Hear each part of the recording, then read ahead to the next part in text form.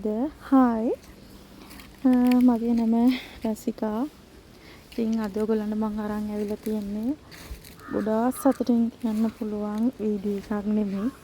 ඇත්තටම මගේ කලින් වීඩියෝ බැලුවා නම් ඔයගොල්ලෝ දන්නවා ඇති. මම නයි මිරිස් වගා කරා. මම ඒකේ වීඩියෝ එකකුත් හදලා ඔයගොල්ලන්ට දාලත් ඇති. ඉතින් කොහොම හරි එක දෙයක් කරනකොට අනිත් දේ ගැන අවධානය අඩු වෙනවනේ. ඉතින් ඒක නිසා මම කලින් අප්ලෝඩ් කරේ වීඩියෝ එක ඔයගොල්ලෝ බැලුවා නම් දකින්න ඇති. මම මඤ්ඤොක්කා වගාවක් කරා. ඒකට සම්පූර්ණ අවධානය දීපු නිසා මගේ කොච්චි වගාව එහෙම් පිටින්ම සවුත් වෙලා ගිහිල්ලා තියෙනවා. අපිට මෙහි ගොඩක් හුළඟ තියෙනවා. ඒක නිසා වටේට අපි ඇදලා තියෙන ඒ ඉටිකොල කැඩිලා ගිහිල්ලා එතකොට කොච්චි ගස් කොඩ වෙලා සමහරක් ගස් ඇත්තෙම නෑ, ගන්න දෙයක් නෑ. ඒ විදිහට වතුර දාන්නත් මට බැරි වුණා. ඒක නිසා ඒ සේරම ටික ගස් ටික ආයි හදලා ගන්න පුළුවන් තත්ත්වයක මං හිතන්නේ දැන් තියෙනවා කියලා. ඉතින් කොහොම හරි ඉතින් දැන් මේ ටික හයින් කරන්න වෙලා තියෙන්නේ මට.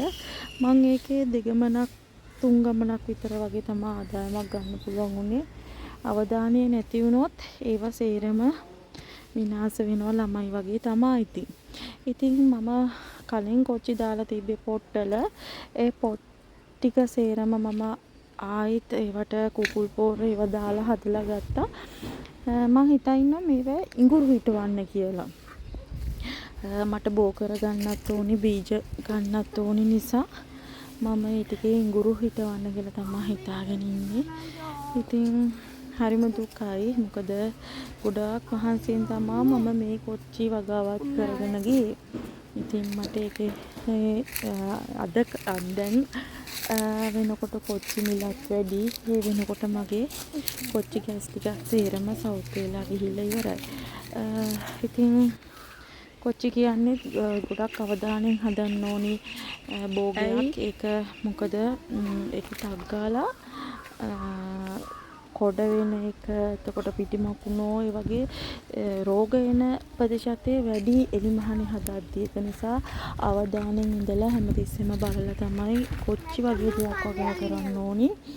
ඉතින් මම නැවත කොච්චි වගා කරන්නේ. මට කොච්චි වගා කිරිල්ල එපා වුණා මේ වෙච්ච දෙයින්. මොකද මේ ගස් වලට ලොකු කාලයක් නැහැ. ඒක නිසා ඉතින් මේ අපේ බබා සෙල්ලම් කරනවා. මට ඉතින් එයාවත් වීඩියෝ එකට ගන්න කිව්වා. මම එයාවත් වීඩියෝ කළා පොඩ්ඩක්.